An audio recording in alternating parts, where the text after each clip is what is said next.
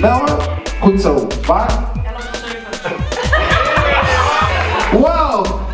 En toen dacht je, hé, ik heb 6 miljoen, ik ga naar Fatou. Ik ga een kaartje kopen voor 10 euro. Ah, ga eens gek doen.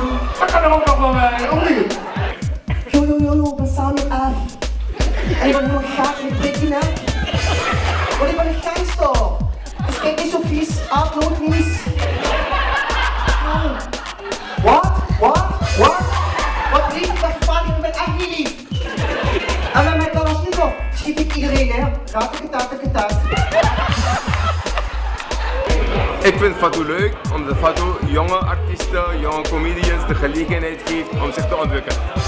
Ik kom uit Rotterdam en ik vind het echt de moeite waard om hier naartoe te komen voor Fatou. Fatou is grappig. Fatou is... Ik word telkens weer verrast. Ik kom uit de Bijlmer, ben vandaag uitgenodigd door een vriendin. En we hebben echt super veel Genieten. Fatou is formidabel. Maar goed, zijn er mensen hier die daten? Ja, die zijn allemaal bezeten. Goed zo.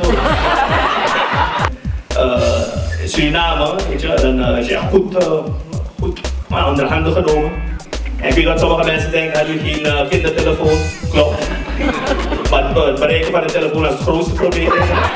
De vrouw die nu komt, jongen, is een cadeau. Echt een cadeau, het is een comedy cadeau. Ik ben zo blij dat ze hier is. Het is voor het eerst in het 9 jaar bestaan van Fatou dat zij hier is. Er zijn niet zoveel witte mensen. Als we zoveel de tijd hebben. Ja, je weet, onze lieve heer heeft de witte mensen de klok gegeven. De zwarte de tijd.